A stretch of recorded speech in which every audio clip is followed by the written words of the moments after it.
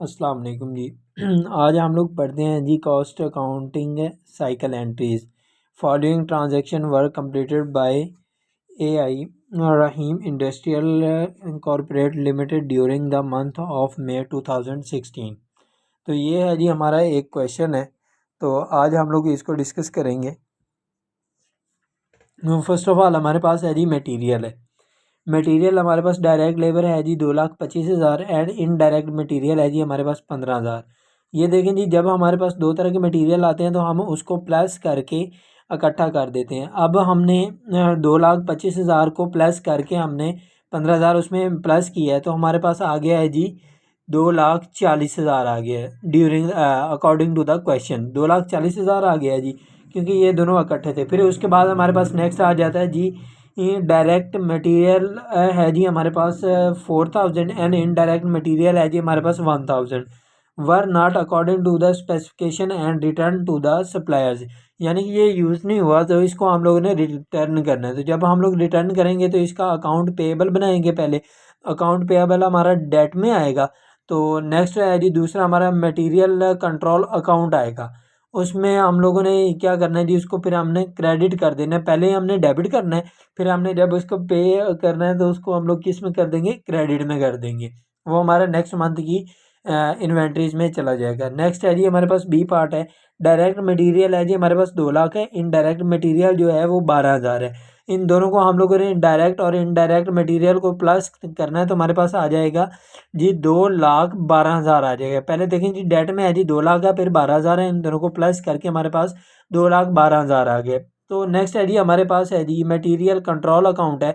तो इसमें टोटल दो तरह की वैल्यूज़ दी हुई हैं हमारे पास। फर्स्ट है जी हमारे पास है जी डायरेक्ट मटेरियल है जी 8,000 है, इनडायरेक्ट मटेरियल है जी 2,000 were not used in production है return by the factory into store room. यानी कि हमने यूज़ नहीं किया, तो ये जो है ना हमारे पास इनडायरेक्ट मटेरियल और डायरेक्ट मटेरियल ये हमारा यूज्ड में है, तो इसको हम लोग क्या करेंगे, स्टोर रूम में रख देते हैं। तो इसमें मटेरियल अकाउंट की एक एंट्री आएगी। तो टोटल हमारे पास कितना था जी, 10,000 था। तो नेक्स्ट है जी हमारे पास इसमें वर्क इन प्रोसेस है जी, उसका है जी हमारे पास 8,000 है, यानी कि अभी वर्किंग में था। तो फैक्ट्री ओवरहेड का मटेरियल है जी हमारे पास 2,000 का है। तो इन दोनों को प्लस करके हमारे पास 10,000 का मटेरियल आ गया था जो यूज्ड नहीं हुआ। तो नेक्स्ट है जी हमारे पास पेरोल अकाउंट है, जिसमें हमें सी में हमने पढ़ना है। इसमें है जी हमारा gross wages and salaries for the month 6,000 companies comprising sorry हाँ sorry comprising the 3,30,000 direct labour है जी हमारे पास 70,000 इनडायरेक्ट लेबर है। 1,50,000 सेल्स सैलरीज हैं और 50,000 एडमिनिस्ट्रेशन है सैलरीज हैं। After deduction provident fund of 10% of gross earning, यानी इन सब में से हम लोगों ने 10% ग्रॉस अर्निंग्स निकालनी है। तो बाकी हमारे पास 5,40,000 वर पे टू एम्प्लॉयज़ बच जाना चाहिए। The company also contribute the equal amounts towards the provident funds. तो इधर आ जाते हैं जी हम लोग। नेक्स्ट है जी हमारे पास ये जो है सी पेरोल अकाउंट है जी हमारे पास कितना है जी, 6 लाख का है।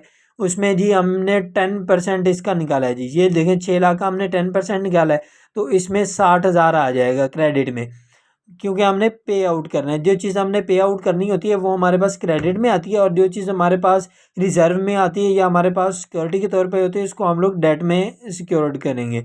तो इसमें आ जाती है जी एक्यूरेट पेरोल आता है जी। नेक्स्ट है जब हमारे पास वो 5,40,000, क्योंकि इसमें हमने 10% जब डिडक्शन निकाल दिए तो हमारे पास 5,40,000 एक्यूरेट पेरोल आ जाता है जी। नेक्स्ट स्टेप है जी हमारा एक्यूरेट पेरोल है। इसको पहले हमारे पास ये कितना आया था जी, 5,40,000, ये डेड में है। जब हम इसको वाउचर पेएबल करेंगे यानी इसको पेड करेंगे तो तब ये हो जाएगा क्रेडिट में हो जाएगा। तो इसमें हम लोगों ने क्या देखना होता है जी, कुछ चीज़ें हमने क्रेडिट करनी होती है, कुछ चीज़ डेबिट करनी है। तो इसको हम लोग एक साइकिल एंट्रीज कहते हैं, जो एक ख़ास प्रोसेस के ज़रिए हम लोग वर्ड बाय वर्ड आगे चलाते रहते हैं जी। नेक्स्ट है जी हमारे पास ये देखें जी वाउचर पेएबल है। वाउचर पेएबल हमारे पास कितना था जी, 5,40,000। और फिर उसके बाद हमने इसको कौन कंट्रोल अकाउंट में डाल दिया, तो उसमें हमारे पास ये क्रेडिट में हो गया 5,40,000। अब हमने इसको डिस्ट्रीब्यूट करना है। तो डिस्ट्रीब्यूट करने के लिए हमने अलहदा से जो हमें वैल्यूज़ दी गई थी तो उसको हम लोगों ने एक्यूरेट पे आउट करके तो हमने इसको एनालिसिस करना है कि क्या ये वाकई हमारा दुरुस्त है या नहीं है।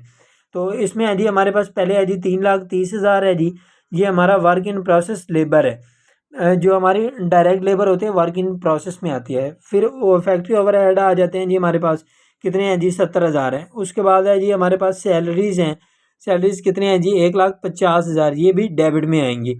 फिर उसके बाद एडमिन एक्सपेंसेस आ जाते हैं जी हमारे पास 50,000। तो इन सब को प्लस करने के बाद हमारे पास आ जाता है जी 6 लाख रुपया, हमारा ये कंप्लीट हो जाता है इसका। तो नेक्स्ट हमारा प्रोसेस आता है जी,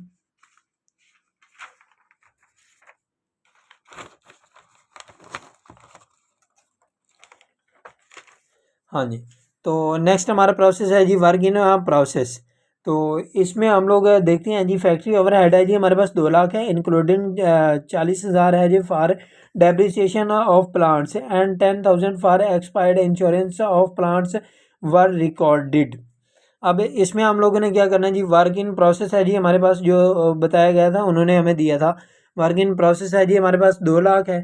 अब 2 लाख हमने फिर उसको हमने क्या करना है जी, अकाउंट पेएबल में करना है, FOH कंट्रोल अकाउंट में डालना है, तो 2 लाख उधर क्रेडिट में हो जाएगा। फिर उसके बाद वाउचर पेएबल होते हैं, ये भी क्रेडिट होते हैं तो इसको भी हम लोग 1,50,000 को क्रेडिट कर देते हैं। फिर अकाउंट फॉर प्लांट होता है, इसकी भी हमने पेएबल देनी है, तो इसका हमारे पास आ जाएगा जी 40,000। उसके बाद है जी हमारे पास प्रीपेड इंश्योरेंस है, एक्सपायर्ड अकाउंट है, ये कितना है जी 10,000 है। अब हमने इन तीनों वैल्यूज़ को प्लस करके हमने 2 lakh control account FOH control account में डाल दिए, यानी कि कंप्लीट हमारे पास ये इतने एक्यूरेट पे रोल आ जाएगा। उसके बाद आ जाते हैं जी हमारे पास है जी F है फिनिशिंग गुड्स। फिनिशिंग गुड्स में आता है जी हमारे पास 6,50,000 work completed during the month है, यानी एक मंथ में हमने 6,50,000 गुड्स कॉस्टिंग की है। तो उसमें क्या आ जाएगी, पहले हमारे पास डेट में था 6,50,000, फिर उसके बाद हमने वर्क इन प्रोसेस में जब इसको लेके आए तो हमारे पास हो जाएगा 6,50,000। और साइकिल एंट्रीज में हम लोग मटेरियल का लेन देन एक दूसरे को लेन देन करते हैं, और उसके अलावा जो होता है ना हमारे पास मटेरियल, उसको यूज्ड को और उनकी चीज़ों को पे आउट करने का, यानी कि जो हमारी रोज़मर्रा की ज़िंदगी में हम लोग काम वगैरह करते हैं या चीज़ों को पे आउट करते हैं, वो सारी की सारी इसमें इंक्लूड होती हैं। नेक्स्ट है जी हमारे पास आ जाता है जी कैश है। इसमें है जी हमारा गुड कॉस्टिंग है जी 6 लाख की है, वर्स होल्ड है जी 9 lakh, sales of 7 lakhs were for work where for cash. तो इसमें है जी हमारे पास कैश है, टोटल 7 लाख का था। फिर अकाउंट आ गया जी हमारे पास अकाउंट रिसीवेबल। अकाउंट रिसीवेबल में हमारे पास कितने हैं जी 2 लाख हैं। इन दोनों को प्लस करने के बाद जब हमने इनको सोल्ड किया तो हमारे पास कितना आ गया है जी 9 लाख के रेजिडेंसीज आ गए हैं। फिर हम कॉस्ट ऑफ गुड्स, यानी कि हमारी गुड्स सेल्स कितनी हुई हैं, हमारी 6 लाख हुई हैं जी। फिर बाकी का हमारा जो है वो प्रॉफिट है। उसके बाद फिनिशिंग गुड्स है जी, ये हमारा टोटल 6 लाख की अर्निंग्स आ जाती हैं। जज़ाकल्लाह जी, ये था हमारी साइकिल एंट्रीज। बाकी आप लोगों को मैंने डेफिनेशन वगैरह भी भेज देता हूँ, या उसकी भी मैं नेक्स्ट वीडियो आपको बना के ना अपलोड कर देता हूँ। जज़ाकल्लाह।